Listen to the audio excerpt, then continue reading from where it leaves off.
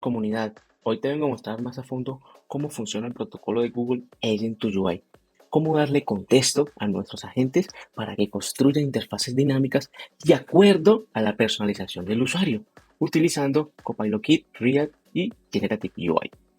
Pero antes de eso, quiero navegar en cómo será el futuro de las interfaces.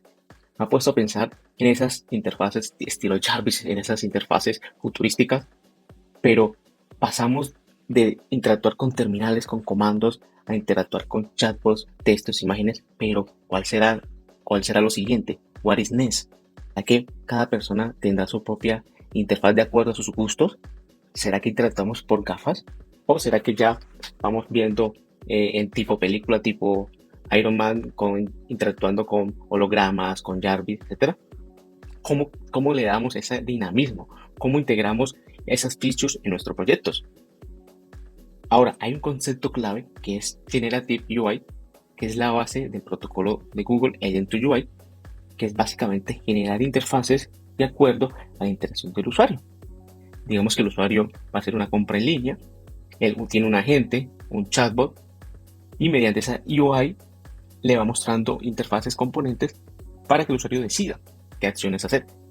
Entonces, si el usuario le da clics o si el usuario ejecuta una acción A, esa acción A va a traer una interfaz nueva de acuerdo a esa acción. Puede ser un nuevo texto, un nuevo botón o una nueva imagen, etc. Ya depende de la funcionalidad. Ahora, existen tres tipos de Generative UI. Aquí te lo voy a explicar en este gráfico. Los tres tipos son Static UI, Declarative UI y Open UI. Static UI es básicamente lo que hemos venido haciendo 2 años, cuando ya hace 2 años, 3 años, cuando la IA empezó a evolucionar y estas interfaces, que es básicamente nosotros predefinimos los componentes, predefinimos el código, predefinimos qué UI mostrar y con las funciones que nos retorna un agente, ahí renderizamos esa UI. Esa es estática. Pero el tema es que el agente no construye la interfaz.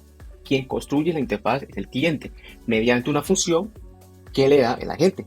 El agente puede ser un server, puede ser en un backend o puede estar en el mismo frontend o cliente.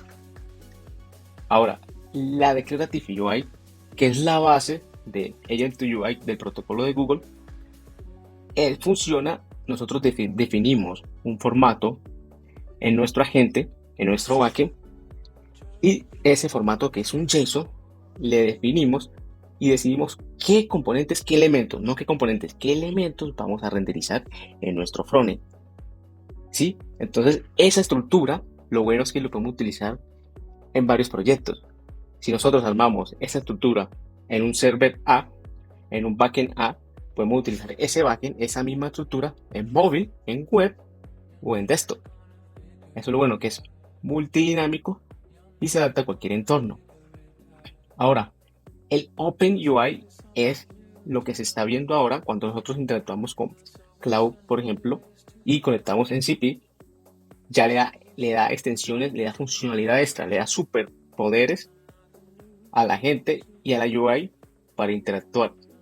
Entonces, cuando nosotros instalamos un NCP, por ejemplo, digamos que vamos a instalar el NCP de GitHub para leer nuestros repositorios, ahí mediante ese NCP inserta código, que puede ser script, HTML, etcétera, código externo, lo inserta dentro de la gente interpreta y el agente, mediante ese NCP, pinta la UI.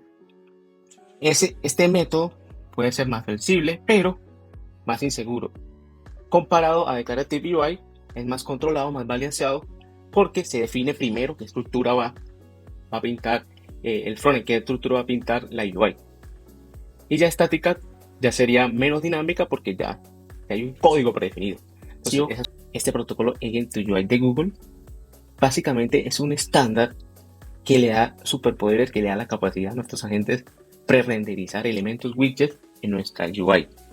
Es un lenguaje que la gente utiliza, un LLM utiliza para decirle qué tarjeta, qué imagen, qué texto va a pintar de acuerdo a las interacciones del usuario, pero en base de elementos predefinidos. Esto es una ventaja porque nosotros definimos elementos acá, una base, y esa base la podemos utilizar para diferentes aplicaciones. Entonces, No es código HTML que definimos en nuestros agentes, que puede ser en un backend server. Es una estructura de elementos, por ejemplo, card. Si vamos a pintar una card, si en el formato, en nuestra UI vamos a pintar imágenes, definimos ese protocolo en nuestras imágenes. Es como un system design. Ahora, ¿cómo funciona este protocolo? Básicamente, este protocolo, nosotros creamos una estructura JSON en un server en mi backend y esa estructura viaja por un protocolo, otro protocolo llamado Agent2UI. Es un protocolo de transmisión en vivo y mediante ese protocolo le pasa al frontend, al cliente, a CopilotKit, y CopilotKit hace su trabajo y renderiza esos elementos. Aquí te voy a explicar más a fondo y te voy a mostrar un catálogo de cómo se define esa estructura. Ahora, ¿cómo funciona el Agent2UI? Acá tengo definido un agente en mi backend, en mi server, con este formato, con este catálogo, que viene de el propio Agent2UI Library, o yo puedo definir mi custom, mi propio catálogo. Acá tengo definido el texto, qué texto quiero definir, qué texto quiero pintar, qué tarjetas, con qué color, qué tipo de texto, etcétera. Puedo definir esas propiedades en el catálogo. Pero bueno, ¿cómo renderiza? Mediante una tool. Entonces, cuando el usuario está escribiendo algo en un chatbot, ejecuta el backend responde con esa tool mediante render to UI, le transfiere ese formato, ese catálogo JSON, le transfiere al cliente. Pero antes de llegar al cliente, pasa por un convertidor, por un middleware que intercepta y lo convierte en componentes, en widgets. Se le llama surface. Esos surface son prácticamente widgets. ¿Para qué? Para que CopilotKit identifique qué elementos en el catálogo definido va a pintar. Entonces, si ven, acá tengo definido, CopilotKit tiene ya definido un precatálogo de elementos como tarjetas, imágenes, en un formato de JS. Ahí tiene definido todos los elementos con las propiedades. Entonces, mediante ese convertidor, mediante ese middleware, sabe qué elementos va a pintar. Y mediante esa respuesta que le da la gente. Entonces, ya ahí sabe, ya pinta el HTML de acuerdo al usuario, a las acciones del usuario.